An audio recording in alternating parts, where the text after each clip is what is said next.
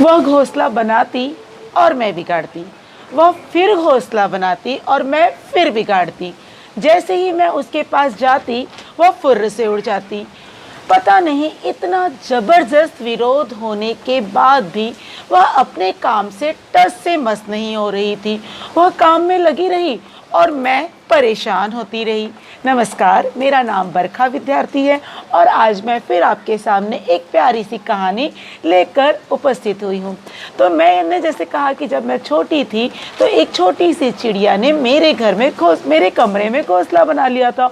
और चूँकि छोटी थी तो समझदार नहीं थी, तो उसने वह घोंसला जब भी बनाती मैं उसका बिगाड़ देती और यह संघर्ष कई दिनों तक चला। तो इसी संघर्ष की कहानी आज मैं आपसे शेयर करने जा रही हूँ। तो ये संघर्ष जब बहुत दिनों तक चला तो सभी को इस बात की जानकारी हो गई। सभी पूरे घर में सबको इस बारे में मालूम पड़ गया कि मैं किसी छोटी सी चिड़िया से लड़ रही हूँ। तब मेरे भाई साहब ने मुझे कहा, मुझे चिढ़ाते, क्यों भाई तुम्हारा झगड़ा ख़त्म हुआ या नहीं? और फिर वो मुझे चिढ़ाते, धत तेरे की, छोटी सी चिड़िया से हार मान गई। क्योंकि मैं खूब झलझला कर बैठ जाती थी। जैसे ही मैंने घोंसला बिगाड़ा और उसने फिर बना लिया तो मुझे खूब झुंझुलाहट आती थी और मैं गुस्से में बैठ जाती थी। तब भाई साहब ने मुझे समझाया कि बेटा, बहना, देखो वो छोटी सी चिड़िया, हर बार तुम उसका घोंसला बिगाड़ती हो और वो हर बार फिर से घोंसला बना लेती है। तो सबसे पहली बात तो बेटा, किसी का भी आशियाना, किसी का भी घर हमें उजाड़ना नहीं चाहिए, क्योंकि वो अपने प्यारे प्यारे बच्चों के लिए रहने की सुरक्षित जगह बनाती है उस घोंसले में। तो आपको पहली बात तो उसका घोंसला कभी भी बिगाड़ना नहीं है। दूसरी बात, उस चिड़िया से तुमको यह सबक लेना चाहिए कि तुमने उसको कितनी तकलीफ़ें दी, तुमने उसके घोंसले को बिगाड़ा, फिर भी उसने फिर से घोंसला बना लिया और आखिर तुम थक गई और लेकिन वह नहीं थकी। तो इससे हमें यह सीख मिलती है कि मुकाबला करने वालों की हार नहीं होती है। तुमको इससे सीख लेनी चाहिए।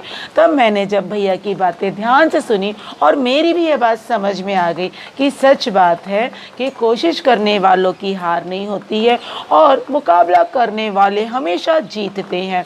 तो तब से मेरी वह गौरैया, छोटी सी गौरैया, मेरी दोस्त बन गई। आज उसके छोटे छोटे 2 बच्चे हैं और बच्चे के बच्चे बहुत सारे हो, लेकिन वो घोंसला अब भी सुरक्षित है क्योंकि अब तो मैं बड़ी हो गई हूँ। लेकिन वो घोंसला आज भी मेरे कमरे में है और वो उसके घोंसले के तिनके यहाँ वहाँ बिखरे रहते हैं, लेकिन मुझे बुरे नहीं लगते। छोटी थी, ना समझ थी, इसलिए ये हुआ। लेकिन अब मुझे समझदारी आ गई है, मैं जान गई हूँ कि आशियाने का मतलब क्या होता है। तो आप सभी से भी यही रिक्वेस्ट करती हूँ कि कभी किसी के आशियाने को आप बिगाड़े नहीं। और साथ में उस छोटी सी गौरैया से यह सीख हमें मिलती है कि हमें हमेशा कोशिश करती रहनी चाहिए और परिस्थितियाँ कैसी भी हों, हमें अपने काम में डटे रहना चाहिए। हमें अपने काम से टस से मस नहीं होना चाहिए। अपनी सारी मुसीबतें कैसी भी परिस्थिति हो उसका सामना करके हमें आगे बढ़ते रहना चाहिए और एक ना एक दिन हमको सफलता ज़रूर मिलती है। तो आज की कहानी में बस इतना ही।